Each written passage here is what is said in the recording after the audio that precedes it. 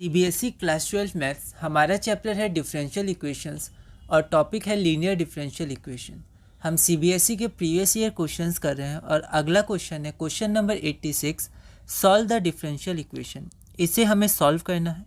यह क्वेश्चन दिल्ली 2009 में और फॉरेन 2014 में 4 मार्क्स का पूछा गया था। एक बार आप इसे ट्राई करिए, फिर हम आगे बढ़ते हैं।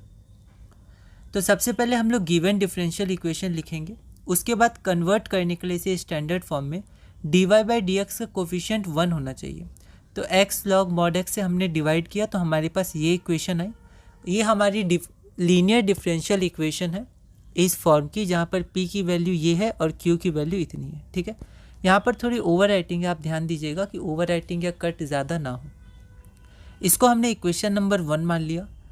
उसके बाद हम इंटीग्रेटिंग फैक्टर निकालेंगे जो कि होता है e to the power integration of p dx। p की वैल्यू क्या है 1 बाय एक्स लॉग एक्स। ठीक है, तो ये हो जाएगा अब x लॉग x। इसे हमने कैसे सॉल्व किया, तो log mod x को हमने t माना तो dx बाई एक्स dt हो जाएगा। तो t अब t हो जाएगा log t और t की वैल्यू है log mod x, तो ये हो जाएगा log mod of log mod x। ठीक है, यहाँ पर आपका log mod x होगा, है ना, तो यहाँ पर अंदर भी एक mod होगा, आप चाहें तो इसको लिख सकते हैं। ठीक है, क्योंकि आपने t log mod x रखा था। उसके बाद यहाँ पर जब e to the power log mod x है ना, यहाँ पर ऐसे कर दीजिएगा।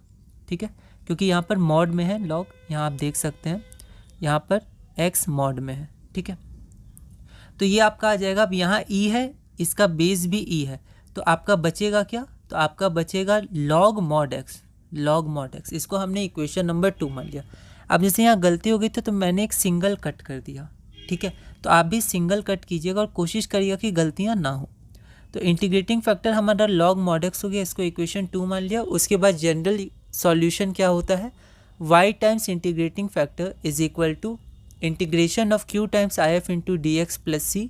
हमने इंटीग्रेटिंग फैक्टर की वैल्यू पुट की, यहाँ पर q की वैल्यू पुट की फ्रॉम इक्वेशन 1 एंड इक्वेशन 2। ठीक है, तो इक्वेशन ध्यान से आप लिखिएगा।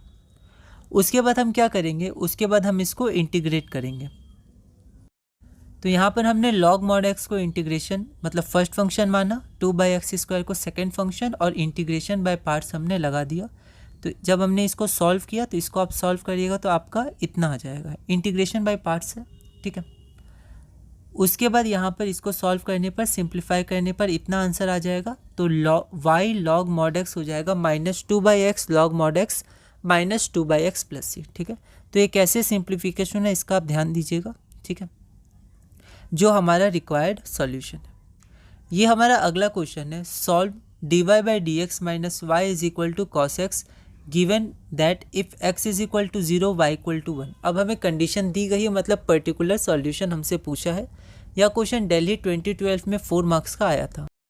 इसे एक बार आप ट्राई करिएगा, इसका यहाँ मैंने आंसर लिख दिया है। और ये क्वेश्चन जो हमने क्वेश्चन नंबर 79 किया था, ये क्वेश्चन नंबर 87 है। क्वेश्चन नंबर 79 जो किया था उसके सिमिलर है, तो एक बार आप चाहें तो वो भी देख सकते हैं, क्वेश्चन 79। ये हमारा अगला क्वेश्चन है, question number 88, find the particular solution. इसका हमें पर्टिकुलर सॉल्यूशन निकालना है। यह क्वेश्चन दिल्ली 2012 में 4 मार्क्स का आया था। आप इसे ट्राई करिएगा, अगली वीडियो में हम इसे सॉल्व करेंगे।